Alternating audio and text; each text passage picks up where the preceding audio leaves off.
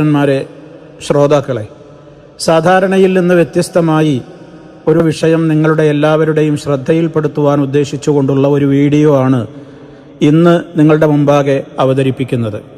അതായത്, നമ്മുടെ നാട്ടിൽ ഇന്ന് മുതൽ BLOമാർ അഥവാ ബൂത്ത് ലെവൽ ഓഫീസർമാർ വോട്ടേഴ്സ് ലിസ്റ്റിൽ പുതിയതായി പേര് ചേർക്കുവാൻ ആവശ്യമായ പ്രവർത്തനങ്ങളുമായി വീടുകളിൽ എത്തിക്കൊണ്ടിരിക്കുന്ന സന്ദർഭമാണ്. ഈ ഒരു സാഹചര്യത്തിൽ പലപ്പോഴും ആളുകൾ ചിന്തിക്കും, ഇതൊരു കേവലം തെരഞ്ഞെടുപ്പിൻ്റെ അല്ലെങ്കിൽ രാഷ്ട്രീയ പാർട്ടികളുടെ അല്ലെങ്കിൽ ഒരു രാഷ്ട്രീയത്തിൽ ഇടപെടുന്ന ഒരു കേവല പ്രവർത്തനം മാത്രമല്ലേ എന്ന്. ഒരിക്കലും അങ്ങനെയല്ല എന്നാണ് എനിക്ക് എന്നോടും എൻ്റെ മാന്യ ശ്രോതാക്കളോടും ഓർമ്മപ്പെടുത്തുവാനുള്ളത്.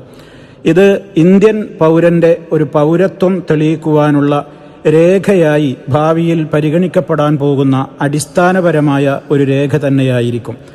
അതുകൊണ്ട് തന്നെ ഈ ശബ്ദം ശ്രവിക്കുന്ന മുഴുവൻ ആളുകളോടും എനിക്ക് പറയുവാനുള്ളത്, നമ്മുടെ വീടുകളിൽ എത്തുന്ന BLOമാരോട് പരമാവധി സഹകരിച്ചുകൊണ്ട് ആവശ്യമായ രേഖകളൊക്കെ സമർപ്പിച്ച് വോട്ടർ ലിസ്റ്റിൽ നമ്മുടെ പേരുകൾ ഉണ്ട്, അത് വരാൻ വേണ്ടിയുള്ള ജാഗ്രത പുലർത്തുകയും അതിനാവശ്യമായ നിലക്ക് വേണ്ടതെല്ലാം പൂരിപ്പിച്ചു കൊടുക്കുകയും ചെയ്തുകൊണ്ട് അവരുമായി സഹകരിക്കണം എന്നുള്ളതാണ്.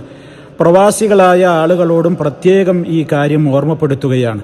പ്രവാസികൾ ഇവിടെയാണുണ്ടാവുക. അവർ അവരുടെ വീടുകളിലേക്ക് ഇക്കാര്യങ്ങൾ പറഞ്ഞ് കൃത്യമായി ഈ കാര്യം നിർവഹിക്കപ്പെടുവാൻ ആവശ്യമായ നിലക്കുള്ള നിർദ്ദേശങ്ങൾ നൽകേണ്ടതുണ്ട്. ഇത് ഇന്ത്യയിലെ എല്ലാ പൗരന്മാരുടെയും അവരുടെ പൗരത്വത്തിൻ്റെ ഒരു പ്രധാനപ്പെട്ട കാര്യമായി തന്നെ കണക്കിലെടുത്ത് നാം ചെയ്യേണ്ട കാര്യങ്ങൾ നമ്മൾ ചെയ്യേണ്ട സമയത്ത് ചെയ്യുക എന്നുള്ളതാണല്ലോ എല്ലാ വിശ്വാസികളുടെയും ബാധ്യത. നമ്മെ സംബന്ധിച്ചിടത്തോളം അതൊക്കെ വരും പോലെ വരും, അതിലൊന്നും ഇടപെട്ടിട്ട് കാര്യമില്ല എന്നുള്ള ഉദാസീന നയം ഉപേക്ഷിച്ചുകൊണ്ട് ഇതിൽ നമുക്ക് ചെയ്യുവാനുള്ളത് എന്താണോ അത് സമയത്ത് ചെയ്തിരിക്കുക എന്നുള്ളതാണ് നമ്മുടെ ബാധ്യത.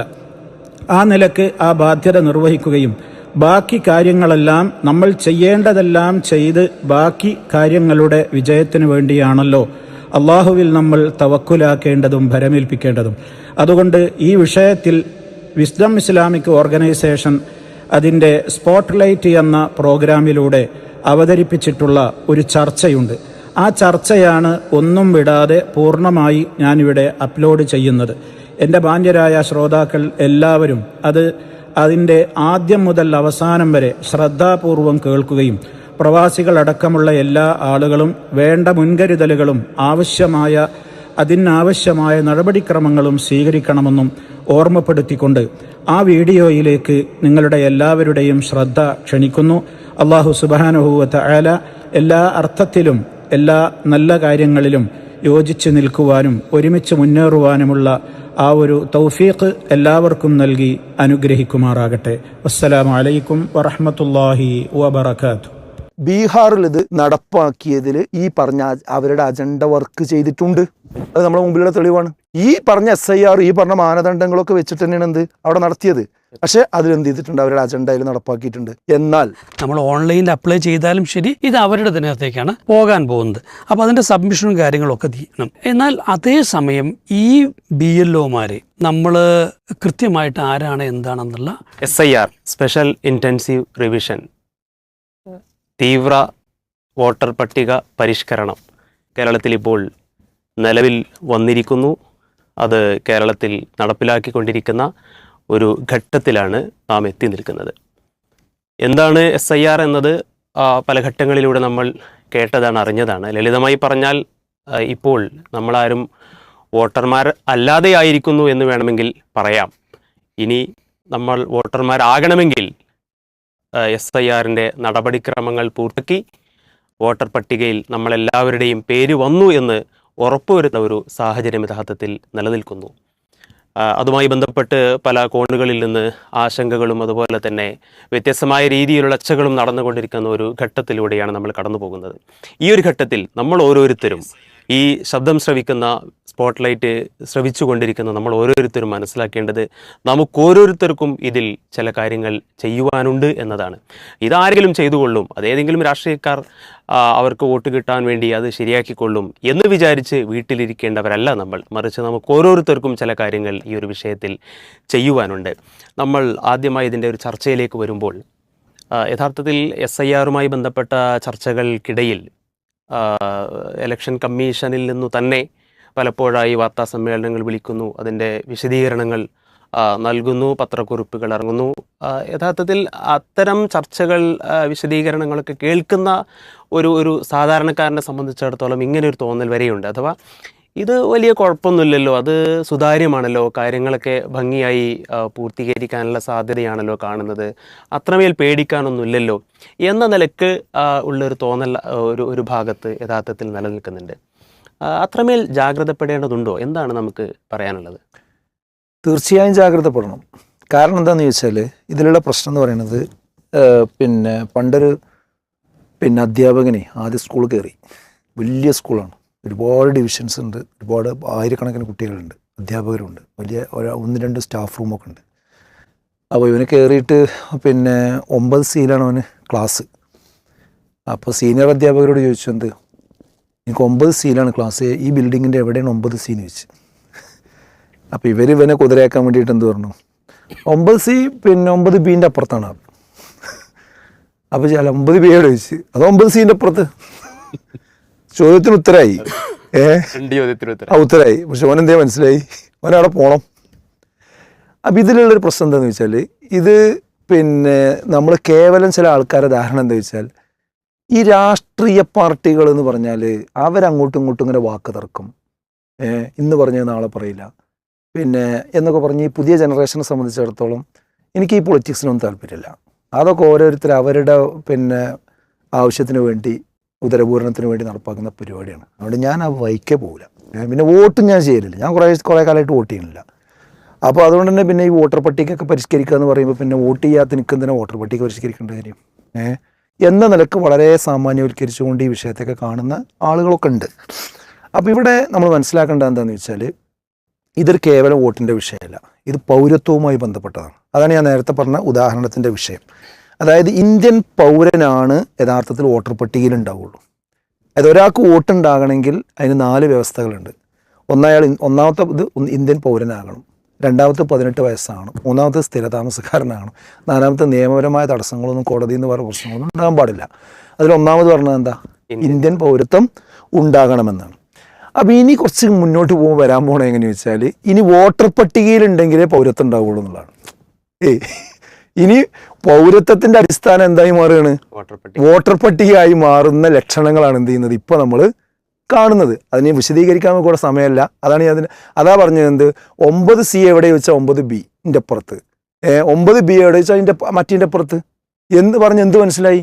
അതേപോലെ ഇവിടെ ഇപ്പം എന്താ വെച്ചാൽ, വോട്ടർ പട്ടികയിൽ വരണമെങ്കിൽ ഇന്ത്യൻ പൗരനാകണം. ഇനി കുറച്ച് കഴിഞ്ഞാൽ ഇന്ത്യൻ പൗരനാകണമെങ്കിൽ എന്തിൽ വേണം, വോട്ടർ പട്ടികയിൽ വേണം. അപ്പോൾ അതിൻ്റെ ഇടയിൽ കിടന്നിട്ട് ആര് സ്വീപ്പാകാണ്, നമ്മൾ പൗരന്മാർ ഇവിടെ സ്വീപ്പാകാണ്. ഇത് ചെറിയ വിഷയമല്ല. അതായത് പൗരത്വവുമായി, ഇന്ത്യൻ പൗരനാണോ അല്ലേ എന്ന് തീരുമാനിക്കുന്ന വിഷയവുമായി ഇതിന് ബന്ധമുണ്ട് എന്ന് മനസ്സിലാക്കണം. അതാണ് എനിക്ക് ഒന്നാമതായിട്ട് ഇതിൽ എല്ലാവരോടും സൂചിപ്പിക്കാനുള്ളൊരു കാര്യം. ഒരിക്കലും രാഷ്ട്രീയ പാർട്ടികളോടോ രാഷ്ട്രീയത്തോടോ ഉള്ള വിമുഖത കൊണ്ട് എന്ത് ചെയ്യരുത്, ഈ വിഷയത്തിൽ നിന്നും ഒരു കാരണവശാൽ നമ്മൾ മാറിക്കാൻ പാടില്ല. ഇതിലേക്ക്, ഈ പ്രോസസ്സിലേക്ക് നമ്മൾ തീർച്ചയായും എൻട്രി ചെയ്തിരിക്കണം. എനിക്ക് അത്രേ പറയാനുള്ളൂ. എൻട്രി ചെയ്ത് കഴിഞ്ഞാൽ പിന്നെ എല്ലാവരും എന്ത് ചെയ്യും, അതായത് കുളത്തിൻ്റെ വക്കത്ത് കൂടി പോകുമ്പോൾ അതിക്കാണ് തള്ളിയിട്ടാൽ പിന്നെ നീന്തിക്കായിരിക്കും. പക്ഷേ ചാടുന്നത് വരെ പ്രശ്നം തന്നെയാണ്. അതിൻ്റെ വക്കത്ത് കൂടിയാണ് പോയിട്ടൊന്നും കാര്യമില്ല. അപ്പോൾ ഇതിലേക്ക് എന്ത് ചെയ്യണം, എല്ലാവരും എൻട്രി ചെയ്യണം എന്നുള്ള കാര്യത്തിൽ യാതൊരു തർക്കമല്ല. ഒന്നുകൂടി ഞാനത് വ്യക്തമായിട്ട് പറഞ്ഞാൽ, ഇപ്പോൾ 2002 പട്ടികയിൽ ഉള്ള ആൾക്കാരാണ് എന്ത്, നമ്മൾ ഈ 2002-ലും 2025-ലുള്ള ആളുകൾക്കാണ് ഒരു പ്രശ്നമില്ലാത്ത സംഗതി മൂവ് ചെയ്യാൻ പറ്റുക. 2002 അടിസ്ഥാനമാക്കണത്. ഇപ്പോൾ എത്ര വർഷമായി, 2002 കഴിഞ്ഞ് 2025 എന്ന് പറയുമ്പോൾ ഏകദേശം 23 വർഷമായി അല്ലേ. 2002 പട്ടികയാണ് അടിസ്ഥാനമാക്കുന്നത്. ആ 2002 പട്ടിക ക്രമീകരിക്കുന്ന അന്ന് നിസ്സാരമായി കണ്ട ആൾക്കാരുണ്ടാവും. ആ സമയത്ത് ഇന്നൊരു ഗൗരവത്തിൽ ആ പ്രശ്നം ഇപ്പോഴാണ് അനുഭവിക്കുന്നത്.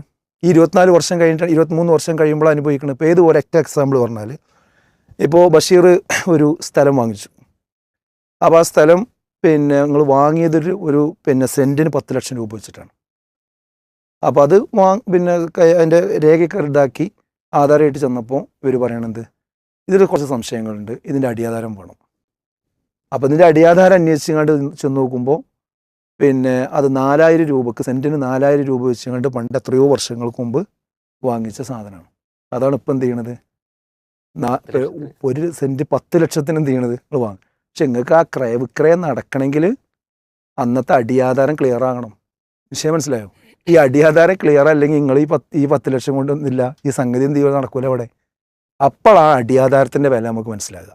അതേപോലെ ഇപ്പം നമ്മളെ ബന്ധുക്കൾക്കും ആളുകൾക്കും ഒക്കെ പൗരത്വ പിന്നെ വോട്ടവകാശവും കാര്യങ്ങളൊക്കെ കിട്ടുന്നതിൻ്റെ ബേസാക്കി എടുക്കുന്നത് ഏതാ? 2002 അപ്പോൾ ഇനി ഇപ്പം നമ്മൾ ചെയ്യുമ്പോൾ നമ്മൾ ഇതിൽ ആലസ്യം കാണിച്ചാൽ ഇനി അടുത്തൊരു തലമുറ എന്ത് ചെയ്യും? അവർക്ക് രേഖയിൽ അടിയാധാരം ഇല്ലാതെ പോകും. അപ്പോൾ ഇതാണ് ഇതിലുള്ള ഏറ്റവും വലിയൊരു പ്രശ്നം. അപ്പോൾ എനിക്ക് പറയാനുള്ളത് എന്താ വെച്ചാൽ ഈ SIRനെ നമ്മൾ ഒരു ചലഞ്ചായിട്ട് കാണണം എന്നുള്ളത് തന്നെയാണ്. അതായത് ഞങ്ങളെല്ലാവരും വോട്ടർ പട്ടികയിൽ ഉണ്ടായിരിക്കും എന്ന ഒരു ചലഞ്ചായിട്ട് പൗരന്മാർ ഈ വിഷയത്തെ എന്ത് ചെയ്യണം, എടുക്കേണ്ടതുണ്ട്. ഒന്നത്. മറ്റൊന്ന് വെച്ചാൽ ഇപ്പം നേരത്തെ പിന്നെ ബഷീർ പറഞ്ഞല്ലോ, ഇതിപ്പോൾ എന്തിനങ്ങനെ വിമർശിക്കേണ്ട കാര്യമുണ്ടോ? ഇത് വളരെ സുതാര്യമല്ലേ. ഇപ്പോൾ ഇലക്ഷൻ കമ്മീഷൻ്റെ വിശദീകരണങ്ങൾ മാധ്യമങ്ങളിൽ വന്നു, പത്രങ്ങളിൽ വന്നു. അതേപോലെ ഇതിൻ്റെ ട്രെയിനിങ് BLOമാർക്കും ബന്ധപ്പെട്ട ആളുകൾക്കും കൊടുത്തു. അപ്പോൾ അവരൊക്കെ പറയുന്നത് എന്താ വെച്ചാൽ ഇത് വളരെ സുതാര്യമാണ്, എല്ലാ ചോദ്യങ്ങൾക്കും എന്തുണ്ട്, കൃത്യമായ ഉത്തരമുണ്ട്, പിന്നെ വെറുതെ ആശങ്കപ്പെടേണ്ടതില്ലല്ലോ എന്നുള്ളതാണ്. എൻ്റെ അഭിപ്രായത്തിൽ ഇവിടെ പിന്നെ ഇതിൻ്റെ സിസ്റ്റം അങ്ങനെ പരിശോധിച്ച് നോക്കിയാൽ ഇതിപ്പോൾ ഏകദേശം 9ാമത്തെ SIR ആണ്. ഇതിന് മുമ്പ് 8 പ്രാവശ്യം ചെയ്തിട്ടുണ്ട്, നടന്നിട്ടുണ്ട്. അന്നൊക്കെ സ്വീകരിച്ച സിസ്റ്റങ്ങളുണ്ട്. അപ്പോൾ ആ സിസ്റ്റത്തിന് തുടർച്ചയാണ്. അപ്പോൾ സ്വാഭാവികമായിട്ട് ഇതിൽ സുതാര്യത എന്ത് ചെയ്യും, ബോധ്യപ്പെടും. ഒരാൾക്ക് ഇങ്ങനെ നോക്കിക്കഴിഞ്ഞാൽ വളരെ സുതാര്യമായിട്ടാണ് കാര്യങ്ങൾ പോകുന്നത് എന്ത് ചെയ്യും, ബോധ്യം. അപ്പോൾ ആ സിസ്റ്റം നോക്കുമ്പോൾ കുഴപ്പമുണ്ടാവില്ല. പക്ഷേ ഈ സിസ്റ്റം കയ്യിലുള്ളവർ ആരാണ്, അത് ഏത് കാലഘട്ടത്തിലോ, ഇപ്പോഴത്തെ കാര്യമല്ല ഞാൻ പറയുന്നത്, ആ സിസ്റ്റത്തെ ചലിപ്പിക്കുന്നവരാരാണെന്ന് നോക്കിയിട്ടാണ് എന്ത് ചെയ്യേണ്ടത്, നമ്മളതിനെ വിലയിരുത്തേണ്ടത്. ഇപ്പോൾ നല്ല അടിപൊളി ഒരു വണ്ടി, എല്ലാ പിന്നെ കമ്പനി ഇറക്കിയ വണ്ടിയാണ്, അതിനൊരു തകരാറുമില്ല. പക്ഷെ അത് ഓടിക്കുന്ന ഡ്രൈവർക്കും കൂടി ആ ക്വാളിറ്റി വേണം, ആ ഉത്തരവാദിത്ത ബോധം വേണം. അതിനു വേണ്ടി ഒരു ഓട്ടോറിക്ഷ പോലും ഓടിക്കാത്തവനാണ് വലിയൊരു വാഹനം ഓടിക്കണതെങ്കിലോ ആകെ പ്രശ്നമല്ലേ. പിന്നെ ആ വണ്ടി എത്ര നന്നായിട്ട് എന്താ കാര്യം, അതിനെപ്പറ്റി വലിയ പ്രശസ്തി പറഞ്ഞിട്ട് എന്താ കാര്യം, ഒന്നും കാര്യമില്ല. അത് ഓടിക്കുന്ന ആളൊരു പ്രധാനമാണ്. അതേപോലെ ഈ സിസ്റ്റത്തെ ചലിപ്പിക്കുന്ന ആളുകൾ ആര്, അവരുടെ ഇന്നലകൾ എന്ത്, അവർ പിന്നെ പറഞ്ഞുകൊണ്ടിരിക്കുന്ന കാര്യങ്ങൾ എന്ത്, അവരോട് ഉണ്ടാക്കിയിരിക്കുന്ന ക്ലൈമറ്റ് എന്ത്, ഇതേതൊരു ക്ലൈമറ്റിലേക്കാണ് ഇത് വരുന്നത് എന്നതിനെ സംബന്ധിച്ചിടത്തോളമാണ് നമ്മൾ എന്ത് ചെയ്യേണ്ടത്, ഈ വിഷയത്തിൽ ആലോചിക്കേണ്ടത്. ഇപ്പോൾ അടുക്കളയിൽ കറിക്കത്തിണ്ട്, ആ കത്തിന് ആർക്കും പേടിയില്ല. കാരണം ആ കത്തി എന്തിനാണ്, അത് പച്ചക്കറി വെട്ടാൻ വേണ്ടിയിട്ടുള്ളതാണ്. പക്ഷെ ആ വീട്ടിലൊരു അന്തരീക്ഷം മാറിയാൽ, ക്ലൈമറ്റ് മാറിയാൽ, അതേ കത്തിയാണ് അവിടെ ഭാര്യയുടെയോ ഭർത്താവിൻ്റെയോ നെഞ്ചത്തേക്ക് ആഴ്ന്നിറങ്ങാറുള്ളത്. ആ കത്തിക്ക് തകരാറുണ്ടോ? കത്തിയല്ലേ, കുഴപ്പമുണ്ടോ? പക്ഷെ ആ കത്തി ക്ലൈമറ്റ് മാറിയ പ്രശ്നമാണ്. അതേപോലെ രാജ്യത്തിൻ്റെ ക്ലൈമറ്റ് ഇപ്പോൾ മാറിയിട്ടുണ്ട്. കഴിഞ്ഞ 10 വർഷത്തെ കാര്യങ്ങൾ നമ്മൾ ബാക്കിലേക്ക് പോയിട്ട് ഇത് കൂട്ടിവെച്ച് ചിന്തിക്കണം. ആ ക്ലൈമറ്റ് മാറിയ സാഹചര്യത്തിൽ SIR വരുന്നു എന്നതും അതിൻ്റെ ഈ പറഞ്ഞ സുതാര്യതയും ഒന്നുമല്ല നമ്മൾ കാണേണ്ടത്, അത് കൈകാര്യം ചെയ്യുന്ന അന്തരീക്ഷവും അതിൻ്റെ ആളുകളെയും തന്നെയാണ്. ഇനി ചില തെളിവുകൾ ഞാൻ പറയാം. ഒന്നാമത്തെ എന്താണെന്ന് വെച്ചാൽ, നേരത്തെ പാസ്സാക്കിയ CAA നിയമം നമ്മുടെ മുമ്പിലുണ്ട്. അത് കൂട്ടിവെച്ച് വായിക്കണം എന്ന് പറഞ്ഞാൽ, ഒന്നാം CAA നിയമവുമായി കൂട്ടിവെച്ച് വായിക്കണം, NRCയുമായി കൂട്ടിവെച്ച് വായിക്കണം, NPRയുമായി കൂട്ടിവെച്ച് വായിക്കണം. ഇതൊക്കെ ചേർത്ത് വെച്ചുകൊണ്ടായിരിക്കണം എന്ത് ചെയ്യേണ്ടത്, വായിക്കേണ്ടത്. കാരണം ഈ സന്ദർഭത്തിൽ വോട്ട് നഷ്ടപ്പെട്ടുകൊണ്ട് ഒരാൾ സംശയ പട്ടികയിലേക്ക് പോയി കഴിഞ്ഞാൽ അയാളെ സംബന്ധിച്ചിടത്തോളം എന്താ വരാൻ പോകുന്നത്, അയാൾ മുസ്ലിം ആണെങ്കിൽ അയാൾക്ക് ഈ പിന്നെ CAA നിയമം എന്ത് ചെയ്യൂല, രക്ഷക്കെത്തൂല. വേറുള്ളവർക്കൊക്കെ ഒരു പക്ഷേ രക്ഷക്കെത്തിയേക്കാം. ഇത് പ്രധാനമാണ്. അതാണ് ഈ CAA നിയമവുമായിട്ട് ഇതിന് ബന്ധമുണ്ട് എന്ത് ചെയ്യേണ്ടത് നമ്മൾ മനസ്സിലാക്കേണ്ട കാര്യം. വേറുള്ളവരൊക്കെ ആ നിയമം കൊണ്ട് രക്ഷപ്പെട്ടു പോകും. അതിന് പറ്റിയൊരു നിയമം നേരത്തെ എന്ത് ചെയ്തിട്ടുണ്ട്, വലിയ പ്രതിഷേധങ്ങൾ വന്നിട്ടും അത് മാറ്റാതെ അവിടെ പാസ്സാക്കി വെച്ചിട്ടുണ്ട്. അപ്പോൾ അതും ഇതും കണക്ട് ചെയ്ത് കണ്ട് വേണം നമ്മൾ ചിന്തിക്കാൻ. ഒന്ന്. രണ്ടാമത്തത്, ഞാനിതിൻ്റെ കൈകാര്യം ചെയ്യുന്ന ആളുകളുടെ പിന്നെ പ്രശ്നമാണ് ഞാൻ പറയുന്നത്. ഇലക്ഷൻ കമ്മീഷൻ്റെ നിയമനത്തിൽ വരുത്തിയ മാറ്റം. നേരത്തെ 3 ആളുണ്ടായിരുന്നത്, ഒന്ന് ചീഫ് ജസ്റ്റിസ്, പ്രധാനമന്ത്രി, പ്രതിപക്ഷ നേതാവ്. ഇപ്പോൾ അത് മാറ്റിയിട്ട് എന്തായി മാറി, പ്രധാനമന്ത്രി, പ്രതിപക്ഷ നേതാവ്, ചീഫ് ജസ്റ്റിസിനെ മാറ്റിയിട്ട് അവിടെ പ്രധാനമന്ത്രി നിശ്ചയിക്കുന്ന ഒരു ക്യാബിനറ്റ് പദവിയുള്ള വ്യക്തി. ഇനി നമ്മൾ ആ വ്യക്തികളുടെ ആ പദവി വിട്ടിട്ട് പേര് പറയാം. അതായത് ഒന്ന് നരേന്ദ്രമോദി, രണ്ടാമത് അമിത്ഷാ, അതാണ് ആ നിശ്ചയിച്ച ആള്, മൂന്നാമത്തത് രാഹുൽ ഗാന്ധി. അപ്പോൾ അവിടെ ഒരു തീരുമാനം എടുക്കുമ്പോൾ ഭൂരിപക്ഷം ആയിരിക്കാം. ആ ഭൂരിപക്ഷം വെച്ചുകൊണ്ടാണ് ഇപ്പം എന്ത് ചെയ്തിട്ടുള്ളത്, അഥവാ അവനവന് ഇഷ്ടപ്പെട്ട അവനവൻ്റെ കാര്യങ്ങൾ നടത്താൻ പറ്റുന്ന ഒരു ടീമിൻ്റെ രൂപത്തിലാണ് എന്ത് ചെയ്തിട്ടുള്ളത് ഇപ്പോൾ നിശ്ചയിച്ചിരിക്കുന്ന കമ്മീഷൻ. അവർ തുടർ പ്രവർത്തനങ്ങളെ സംബന്ധിച്ചും അത് സത്യപ്പെടുത്തുന്ന രീതിയിലാണ് അവരുടെ രീതികളൊക്കെ ബീഹാറിലും മറ്റു കേന്ദ്രങ്ങളിലൊക്കെ ഉണ്ടായിട്ടുള്ളതും അതിനോട് അവർ പ്രതികരണങ്ങളും നമ്മൾ കാണുന്നത് അങ്ങനെ തന്നെയാണ്. അപ്പോൾ അത് രണ്ടാമത്തെ കാര്യം. മൂന്നാമത്തെ ഒരു വിഷയം എന്താ വെച്ചാൽ ബീഹാറിൽ ഇത് നടപ്പാക്കിയതിൽ ഈ പറഞ്ഞ അവരുടെ അജണ്ട വർക്ക് ചെയ്തിട്ടുണ്ട്. അത് നമ്മുടെ മുമ്പിലുള്ള തെളിവാണ്. ഈ പറഞ്ഞ SIR ഈ പറഞ്ഞ മാനദണ്ഡങ്ങളൊക്കെ വെച്ചിട്ട് തന്നെയാണ് എന്ത് അവിടെ നടത്തിയത്. പക്ഷേ അതിലെന്ത് ചെയ്തിട്ടുണ്ട്, അവരുടെ അജണ്ടയിൽ നടപ്പാക്കിയിട്ടുണ്ട്. എന്നാൽ അതിന് ഇപ്പോൾ രാഹുൽ ഗാന്ധി വിഷയത്തിൽ ഇറങ്ങിത്തിരിച്ചല്ലോ, വോട്ട് ചോരി എന്ന് പറഞ്ഞിട്ട് ഗംഭീരമായി ഇറങ്ങിത്തിരിച്ചു. ഇപ്പോൾ ആളുകളൊക്കെ പറയുന്നത് അത് രാഹുൽ ഗാന്ധി വെറുതെ പ്രശ്നം ഉണ്ടാക്കി അല്ല, രാഹുൽ ഗാന്ധി ഇറങ്ങിത്തിരിച്ചത് കൊണ്ട് തന്നെയാണ് ഇപ്പം കേരളത്തിൽ ചില മാറ്റങ്ങൾ വരുത്തി. അതായത് കേരളത്തിൽ SIR നടത്തുമ്പോൾ ചില മാറ്റങ്ങൾ വരുത്തി, അവിടെ തന്നെ മാറ്റങ്ങൾ വരുത്തേണ്ടി വന്നു. കാരണം സുപ്രീം കോടതി ഇടപെട്ടു. സുപ്രീം കോടതി ഇടപെട്ടിട്ട് എന്ത് ചെയ്തു, പിന്നെ ആധാർ കൂടി എന്ത് ചെയ്യണം, ഇതിന് രേഖയായിട്ട് പരിഗണിക്കണം എന്ന് പറഞ്ഞു. അത് പരിഗണിക്കണം എന്ന് പറയാൻ സുപ്രീം കോടതിയിൽ പോകേണ്ടി വന്നു. എന്നിട്ടാണ് അത് സുപ്രീം കോടതി പറഞ്ഞപ്പോഴാണ് ഉൾപ്പെടുത്തിയത്. അപ്പോൾ അവിടെ പ്രതിഷേധങ്ങൾക്ക് എന്തുണ്ട്, ഫലമുണ്ടായിട്ടുണ്ട്. അതേപോലെ തന്നെ രാഹുൽ ഗാന്ധിയുടെ ഈ ഒരു പിന്നെ അറ്റാക്ക് ബോംബ് എന്നാണ് അദ്ദേഹത്തിന് പേരിട്ട്, ആ ബോംബ് ശരിക്കും പൊട്ടിയത് കൊണ്ട് തന്നെയാണ് എന്ത് സംഭവിച്ചു. ഇപ്പോൾ ഒറ്റ എക്സാമ്പിൾ ഞാൻ പറയാം, വിശദാംശങ്ങളിലേക്ക് പോകുന്നില്ല. പിന്നെ അവിടെ ഒരു വോട്ടറെ നേരിൽ കണ്ട് ഒപ്പ് വാങ്ങണം എന്നായിരുന്നു ഉണ്ടായിരുന്നത്. ഈ ഫോം പൂരിപ്പിച്ചിട്ട് BLO എന്ത് ചെയ്യണം, നിങ്ങളിപ്പോൾ അമീദ് മാഷാണെങ്കിൽ അമീദ് മാഷ് ഒപ്പിട്ട് കണ്ട് എന്ത് ചെയ്യണം, അത് തരണം എന്നായിരുന്നു നിയമം ഉണ്ടായിരുന്നത്. അപ്പോൾ അങ്ങനെ എല്ലാവരും ഒപ്പിടാൻ കിട്ടൂല. അങ്ങനെ ഒരുപാട് ആളുകൾ എന്ത് ചെയ്യും, BLO തള്ളിക്കളയും. അങ്ങനെ സംഭവിച്ചു എവിടെ, ബീഹാറിൽ. അപ്പോൾ ഈ പ്രശ്നം കൊണ്ടാണ് ഒരുപാട് ആളുകൾ പുറത്ത്, ലക്ഷക്കണക്കിന് ആളുകൾ പുറത്തു പോകുന്നൊരു സാഹചര്യം ഉണ്ടായത്. എന്നാൽ ഇപ്പം കേരളത്തിൽ എന്താക്കി, കേരളത്തിൽ ഇപ്പോൾ ആക്കിയത് ആ വീട്ടിൽ കുടുംബത്തിൽപ്പെട്ട ആരെങ്കിലും ഒരാൾ ഇട്ടാൽ മതി എന്നാക്കി. ഇത് ആക്കിയത് എന്തുകൊണ്ടാണ്, ഇവിടെ വിമർശനം ഉയർന്നത് കൊണ്ടാണ്. അപ്പോൾ വിമർശനം ഉയർത്തിയേണ്ടിയിരുന്നോ വേണ്ടേ, ചിന്തിക്കണം. രാഹുൽ ഗാന്ധിയുടെ വിമർശനം വേണ്ടിയിരുന്നോ വേണ്ടേ, ചിന്തിക്കണം. അത് ഉണ്ടായതുകൊണ്ടാണ് എന്ത് ഇപ്പം കേരളത്തിൽ ആ മാറ്റം വരുത്തിയത്. അതേപോലെ തന്നെ 1987 ശേഷം ജനിച്ചവർക്ക് അവരുടെ അച്ഛൻ അമ്മയുടെ ഡോക്യുമെൻ്റ് വേണമെന്നായിരുന്നു ബീഹാറിലുണ്ടായിരുന്നത്. അവരുടെ ഡോക്യുമെൻ്റ് വേണമെന്നായിരുന്നു. കേരളത്തിൽ എന്താക്കി, കേരളത്തിൽ അത് അച്ഛനോ അമ്മയോ പിന്നെ വോട്ടർ പട്ടികയിൽ ഉണ്ടായാൽ മതി. അവരുടെ പിന്നെ നമ്പർ ഉണ്ടല്ലോ, ക്രമനമ്പർ, ആ ക്രമനമ്പർ എടുത്ത് ചേർത്താൽ മതി. അങ്ങനെയുള്ള ഒരു സൊല്യൂഷനിലേക്ക് ഇലക്ഷൻ കമ്മീഷൻ വരാണ്ടായ കാരണം എന്താ, ഈ കാരണമാണ്. വിഷയം മനസ്സിലായോ? അതേപോലെ തന്നെ വേറൊന്ന് നമ്മൾ ചിന്തിക്കേണ്ടത്, പിന്നെ ഈ കേരളത്തിൽ ഇത് ചെയ്യാൻ പോകണത് എന്താ അറിയാം, കേരളത്തിൽ ചെയ്യാൻ പോകുന്നത് എന്താ വെച്ചാൽ ഇവിടെ ഒരു 10-13 A ക്ലാസ് മണ്ഡലങ്ങൾ ഇവിടെ തീരുമാനിച്ചിട്ടുണ്ട്. അതായത് BJPക്ക് ഇങ്ങനെ എഡ്ജുള്ള ചെറിയ 50 വോട്ട്, 100 വോട്ട്, 200 വോട്ട്, 1000 വോട്ടിൻ്റെയൊക്കെ വ്യത്യാസത്തിൽ മാത്രം നിൽക്കുന്ന ചില സ്ഥലങ്ങൾ അവർ നോട്ട് ചെയ്ത് വെച്ചിട്ടുണ്ട്. ഈ സ്ഥലങ്ങളിൽ ഈ SIR തീരുമ്പോഴേക്കും അവിടെ അതിനനുസരിച്ചൊരു പ്ലാന്റേഷൻ എന്ത് ചെയ്യും, നടത്തും. അത് ഭാവനയിൽ നിന്ന് പറയുകയല്ല, തൃശ്ശൂർ അതിന് ഉദാഹരണമാണ്. ഫ്ലാറ്റിൽ ആളുകളെ കൊണ്ടുവന്ന് അവിടെ അത് ചെയ്തു. അത് ചർച്ചയായപ്പോൾ അതിൻ്റെ ഉത്തരവാദപ്പെട്ട ആളുകൾ, BJPയുടെ ഉത്തരവാദപ്പെട്ട ആളുകൾ, ഞങ്ങൾ കാശ്മീരിൽ നിന്നാണെങ്കിലും ആളുകളെ കൊണ്ടുവന്നിട്ട് എന്ത് ചെയ്യും, ഞങ്ങളിത് ചെയ്തിരിക്കും എന്നുള്ളത് തന്നെയാണ്. അപ്പോൾ അത് പരസ്യമായി പറഞ്ഞുകൊണ്ടാണ് ഒരു പാർട്ടി മുന്നോട്ട് പോകുന്നത്. അതുകൊണ്ട് ഈ 2026 തെരഞ്ഞെടുപ്പ് മുമ്പ് ഈ SIR ഒരു തീവ്രമായി നടപ്പാക്കുന്നു എന്നതിൽ ആ ലക്ഷ്യം ഉണ്ട് എന്നത് നമ്മൾ കൃത്യമായി മനസ്സിലാക്കിയേ പറ്റുള്ളൂ. അങ്ങനെ അത്ര നിഷ്കളങ്കമായിട്ട് എന്ത് ചെയ്യാൻ പാടില്ല, ഇതിനെ നമ്മൾ ഒഴിവാക്കാൻ പാടില്ല. അപ്പോൾ എനിക്ക് സൂചിപ്പിക്കാനുള്ളത്, പാർലമെൻ്ററി ജനാധിപത്യത്തിൽ ഭരണപക്ഷത്തിനും പ്രതിപക്ഷത്തിനും റോളുണ്ട്. ആ റോള് രണ്ട് കൂട്ടരും കൃത്യമായി നിർവഹിക്കുമ്പോൾ മാത്രമേ പൗരന്മാർക്ക് സ്വസ്ഥമായിട്ട് ഇതിൻ്റെ ബെനിഫിറ്റ് കിട്ടുകയുള്ളൂ എന്ന് നമ്മൾ മനസ്സിലാക്കേണ്ടതുണ്ട്. അപ്പോൾ വിമർശനങ്ങൾ ഉയർന്നുകൊണ്ടേയിരിക്കണം. ഒരിക്കലും ഇത് വളരെ സുതാര്യമാണ്, കുഴപ്പമൊന്നുമില്ല എന്ന് പറഞ്ഞ് മാറി നിൽക്കാൻ പാടില്ല. കണ്ണിലെണ്ണയൊഴിച്ച് ഇതിനെ നോക്കി നിൽക്കുകയും അതിനെ വിമർശിക്കുകയും തിരുത്തുകയും ശബ്ദമുണ്ടാക്കിക്കൊണ്ടിരിക്കുകയും ചെയ്യുമ്പോൾ മാത്രമേ ഈ സംഗതികൾ എന്ത് ചെയ്യുള്ളൂ, സുതാര്യമായി എളുപ്പമാക്കി കൊണ്ടുവരികയുള്ളൂ. കരയുന്ന കുട്ടിക്കേ പാലുള്ളൂ എന്ന് നമ്മൾ എന്ത് ചെയ്യണം, മനസ്സിലാക്കണം. രണ്ടാമത്തെ കാര്യം. മൂന്നാമത്തെ ഒരു വിഷയം എന്താ വെച്ചാൽ, ആളുകൾക്കിപ്പോൾ ആർക്കൊക്കെയാണ് പ്രശ്നം വരിക എന്നുള്ളതാണ്. ആ പ്രശ്നം വരുന്നത് മാത്രം ഒന്ന് നമ്മൾ ചുരുക്കി പറയുകയാണെങ്കിൽ, ഇപ്പോൾ 2002 പട്ടികയിൽ പേരുള്ള ആളുകളെ സംബന്ധിച്ചിടത്തോളം, അതുപോലെ 2025 പിന്നെ പേരുള്ള ആളുകളെ സംബന്ധിച്ചിടത്തോളം ഒരു വലിയ പ്രശ്നമല്ല. അത് പെട്ടെന്ന് എന്ത് ചെയ്യും, ഒപ്പിട്ട് കാര്യം കഴിച്ചില്ല, രക്ഷപ്പെട്ടു. എന്നാൽ ഇപ്പോൾ ശ്രദ്ധിക്കേണ്ട ആളുകൾ എന്ന് പറഞ്ഞാൽ, ഒന്ന് മരുമക്കളാണ്, കല്യാണം കഴിച്ചു കൊണ്ടുവന്ന ആളുകൾ, അവർ ശ്രദ്ധിക്കണം. കാരണം അവരുടെ രക്ഷിതാക്കളുടെ വിവരം എന്യൂമറേഷന് ആൾ വരുന്നതിന് മുമ്പ് ആ കാര്യങ്ങളൊക്കെ എന്ത് ചെയ്യണം, അവർ വീട്ടിലേക്ക് ഫോൺ ചെയ്ത് ചോദിച്ച് കാര്യങ്ങൾ മനസ്സിലാക്കി റെഡിയാക്കി വെക്കണം. അതേപോലെ അവരുടെ രക്ഷിതാക്കളും എന്ത് ചെയ്യണം, ഈ വിവരം അവർക്ക് മക്കൾക്ക് എത്തിച്ചു കൊടുക്കും വേണം. ഒന്നതാണ്, എന്നാൽ അത് അവർക്ക് കാര്യം സേഫാക്കാം. പിന്നെ പ്രവാസികളാണ് ഈ വിഷയത്തിൽ ശ്രദ്ധിക്കേണ്ടത്. അതായത് മക്കൾ ഇപ്പോൾ വിദേശത്തുള്ള ആളുകളാണെന്നുണ്ടെങ്കിൽ വലിയ പ്രശ്നമല്ല. ഇപ്പോൾ പിന്നെ ഒരാളുടെ മകനും മകളും അവിടെയാണ്, പക്ഷെ അവരെ വാപ്പി ഉമ്മയൊക്കെ അവിടെ ഉണ്ട്. ആ വാപ്പി ഉമ്മയും ഒപ്പിട്ട് കൊടുത്താൽ മതി, ആ വിഷയം എന്ത് ചെയ്യും, പരിഹരിക്കും.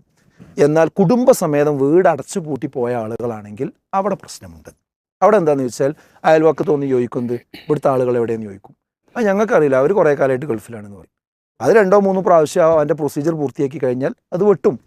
അപ്പോൾ അവിടെ എന്ത് വേണമെന്ന് വെച്ചാൽ അവിടെയാണ് പറഞ്ഞിരിക്കുന്നത്, അവർക്ക് അവിടെ നിന്ന് ഓൺലൈനിൽ എന്ത് ചെയ്യാൻ പറ്റും, ഇത് ചെയ്യാൻ പറ്റും. എപ്പിക് നമ്പറും അവർ ഫോൺ നമ്പറും അടിച്ചു കൊടുത്താൽ അവർക്ക് OTP വരും. ആ OTP വന്നു കഴിഞ്ഞാൽ അവർക്ക് അവരുടെ ഫോം ഡൗൺലോഡ് ചെയ്തെടുക്കുക. ആ ഡൗൺലോഡ് ചെയ്തെടുത്ത് ശരിയാക്കി കഴിഞ്ഞ് സബ്മിറ്റ് ചെയ്ത് കഴിഞ്ഞാൽ അത് ആ പ്രദേശത്തുള്ള BLOയുടെ ടാബിൽ എന്ത് ചെയ്യും, ആ സാധനം വരും. ഇതാണ് അതിൻ്റെ പറഞ്ഞത്. പക്ഷേ അതത്ര പറയുന്നത്ര എളുപ്പമല്ല. ഞാനിപ്പോൾ പല BLOമാരോട് സംസാരിച്ചു. അവർക്ക് ആ പ്രൊസീജിയർ എന്തല്ല, അവർക്കതിൽ ഇരുട്ടിലാണ് അവരുള്ളത്. അതായത് വിദേശത്തു നിന്ന് OTP കിട്ടുക എന്നുള്ളത് നല്ല പ്രശ്നമുള്ള കാര്യമാണ്. നമ്മളെ നാട്ടിലത്തെ പോലെ എന്ത് ചെയ്യില്ല, അവിടുത്തെ OTP കിട്ടൂല. അപ്പോൾ അത് കുറച്ചുകൂടെ എന്ത് ചെയ്യണം, ഫോക്കസ് ചെയ്യണം. വരും ദിവസങ്ങളിൽ അതിന് പരിഹാരം ഉണ്ടാവുമെന്ന് വിചാരിക്കുക. പക്ഷേ പ്രവാസികൾ ആ വിഷയം എന്ത് ചെയ്യണം, പിന്നിൽ പോകണം. അത് വളരെ സുതാര്യമായി നടക്കുന്നു എന്ന് ഉറപ്പുവരുത്തണം. ഇല്ലെങ്കിൽ ശബ്ദമുണ്ടാക്കിക്കൊണ്ടേയിരിക്കണം. അതാണ് അവിടെ ശ്രദ്ധിക്കേണ്ട പ്രധാനപ്പെട്ട ഒരു കാര്യം. അതേപോലെ ഇപ്പോൾ ബാംഗ്ലൂർ പോലുള്ള ഡൽഹി പോലുള്ള സ്ഥലങ്ങളിലൊക്കെ പഠിക്കാൻ പോയ ആളുകൾ അവർക്കൊക്കെ അവിടുന്ന് ഓൺലൈനിൽ ചെയ്യാവുന്നതാണ്. പക്ഷേ ഈ OTPയും കാര്യങ്ങളും ആ സാങ്കേതികത്വവും സുതാര്യമാവുക എന്നത് ഉറപ്പുവരുത്തേണ്ടതാണ്.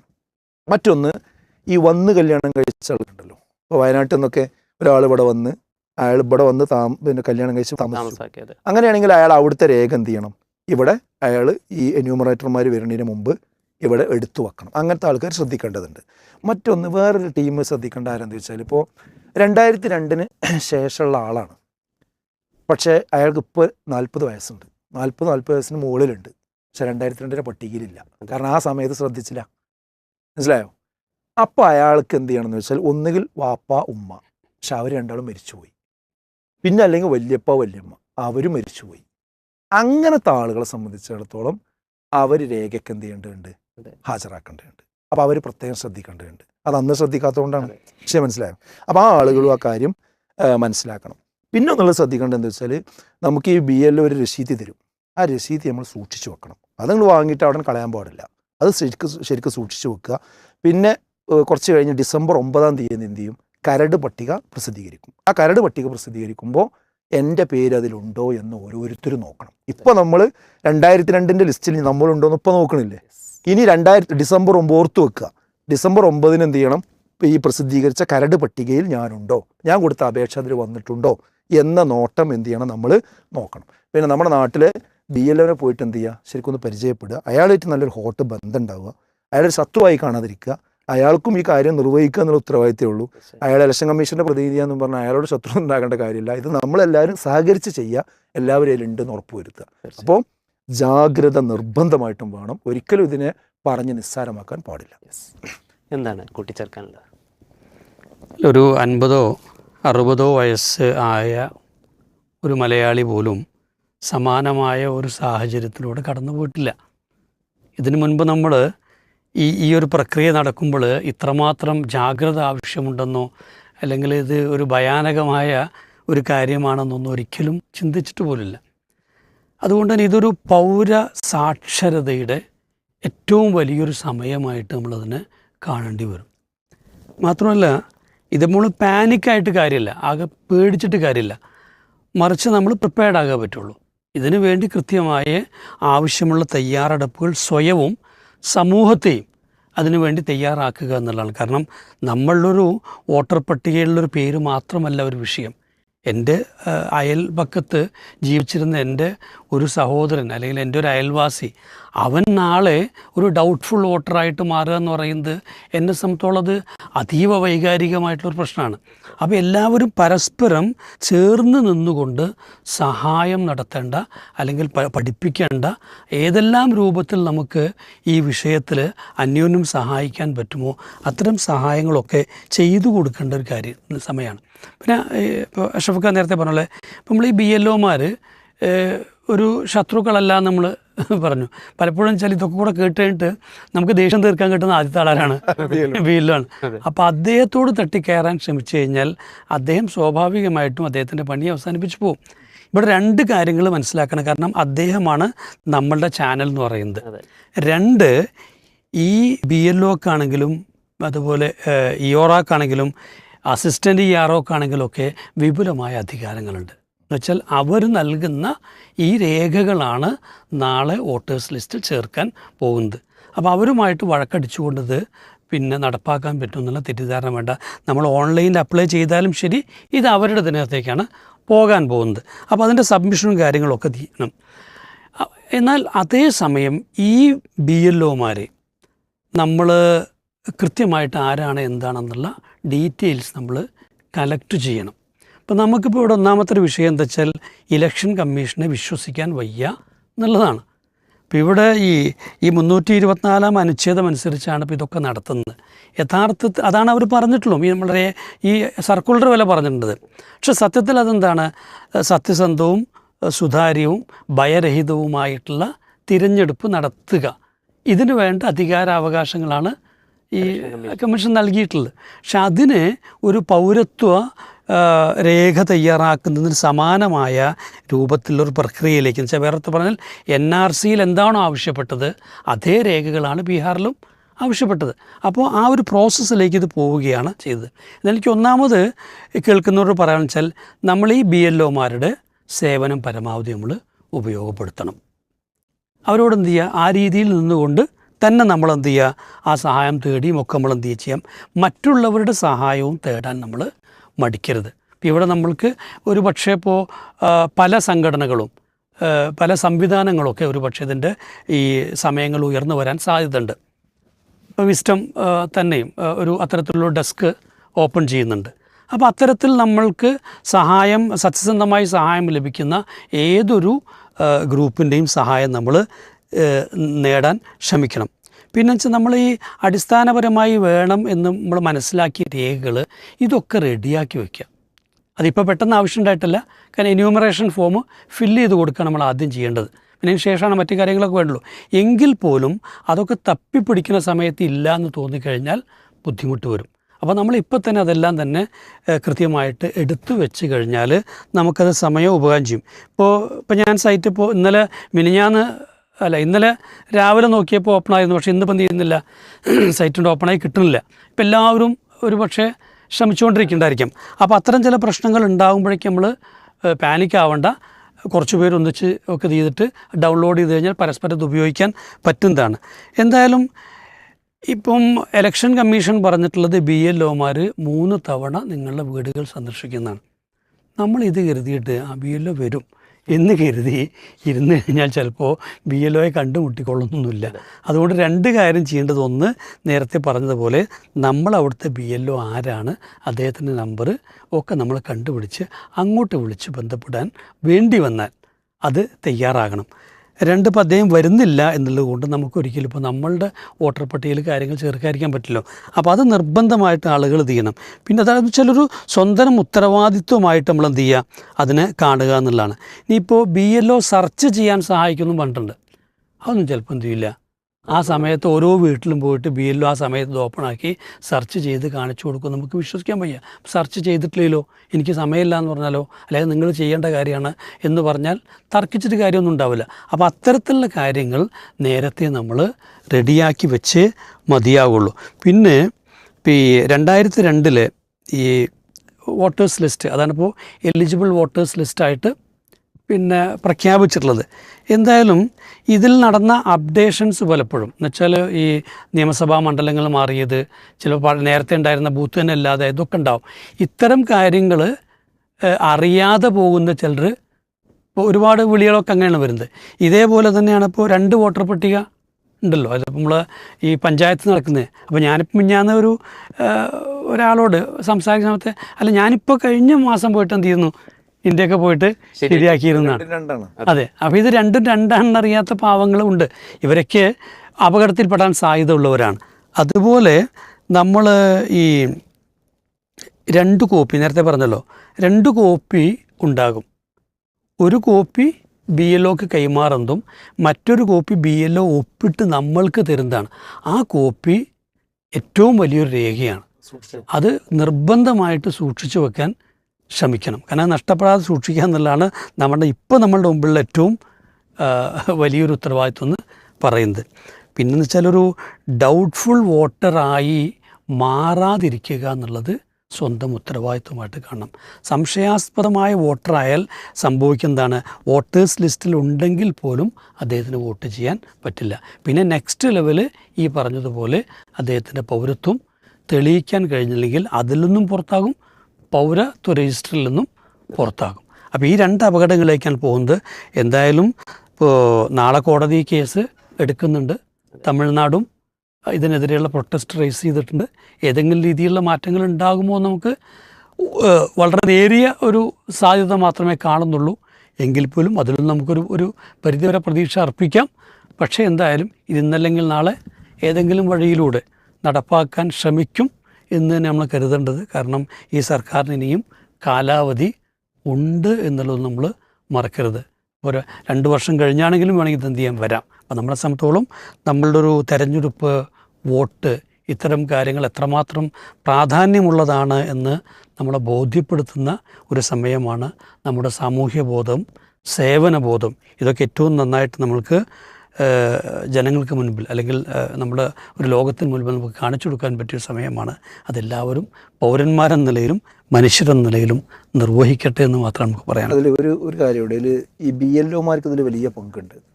അപ്പോൾ അവർ പിന്നെ ഏകദേശം 1100 വീടാണ് വോട്ടർമാരാണ് ഒരു ബൂത്തിൽ ഇനി ഉണ്ടാവുള്ളൂ എന്നാണ് പറയുന്നത്. പക്ഷെ അത് പല BLOമാർക്കും കൂടുതലുണ്ട്, ചില BLOമാർക്ക് കുറവുണ്ട്. അപ്പോൾ ഈ കൂടുതലുള്ള BLOമാർക്ക് അവരുടെ ജോലിഭാരം കുറക്കാൻ വേണ്ടി അതൊന്ന് പകുതിയാക്കി കൊടുക്കുക എന്നുള്ളതൊക്കെ ഒരു ആവശ്യം ഉയർന്നുകൊണ്ടിരിക്കുന്നുണ്ട്. വേറൊന്നുള്ളത് അവരനുഭവിക്കുന്ന പ്രശ്നം എന്ന് പറയുന്നത്, ഈ ഒരു മാസം ഇപ്പോൾ അവർ സ്കൂളിൽ നിന്ന് ലീവ് എടുത്ത ആളുകളായിരിക്കും. അവർ സ്കൂളിലേക്കും അതുപോലുള്ള സ്ഥാപനങ്ങളിലേക്കും ഇനി പോകണ്ട, ഇതിൽ തന്നെ പോയാൽ മതി എന്നാണ്. പക്ഷെ അങ്ങനെ പോകുമ്പോൾ അവർ വർക്ക് ചെയ്യുന്ന സ്കൂളിൽ അവരുടെ ഉത്തരവാദിത്തം ആര് ചെയ്യും? അതിന് പകരം അവിടെ ആളാക്കാൻ പറ്റുമോ? ഈ ചോദ്യത്തിന് ഇപ്പം എന്തല്ല, വ്യക്തമല്ല. പിന്നെ ഇവർക്കൊരു അസിസ്റ്റൻറ്റിനെ വെച്ച് കൊടുക്കുക എന്നുള്ള അഭിപ്രായം വരുന്നുണ്ട്. പക്ഷെ ആ വെക്കുന്ന അസിസ്റ്റൻറ്റിന് ആരാണ് പ്രതിഫലം കൊടുക്കുക, ആരാണ് ശമ്പളം കൊടുക്കുക? വ്യക്തമല്ല. അപ്പോൾ ഇത് സംസ്ഥാന തിരഞ്ഞെടുപ്പ് ഓഫീസറാണോ ഇതിന് ഉത്തരവാദി എന്നാണ് ഞാൻ മനസ്സിലാക്കുന്നത്. അങ്ങനെയാണെങ്കിൽ ഇതിൽ സംസ്ഥാനത്തെ മുഖ്യ തെരഞ്ഞെടുപ്പ് ഓഫീസർ ഇങ്ങനത്തെ കാര്യങ്ങളിൽ കൂടി ശ്രദ്ധിക്കുമ്പോഴാണ്, അതിനുകൂടി ക്ലാരിറ്റി വരുത്തുമ്പോഴാണ് ഈ BLOമാർക്ക് സത്യസന്ധമായിട്ടും ഫ്രസ്ട്രേഷൻ ഇല്ലാതെയും ജോലി ചെയ്യാൻ കഴിയുള്ളൂ. കാരണം അവർക്കൊക്കെ എത്രയാണ് റിമ്യൂണറേഷൻ അതുപോലും ഇപ്പോൾ പറഞ്ഞിട്ടില്ല. അതൊക്കെ ശരിക്കും പറയണ്ടേ? അതൊക്കെ പറഞ്ഞ് കൃത്യമായിട്ട് അവരെ സേഫാക്കി തന്നെ വേണം. അപ്പോഴാണ് അവർക്ക് ആ കാര്യം കൃത്യമായിട്ട് നിർവഹിച്ച് പോകാൻ കഴിയുള്ളൂ.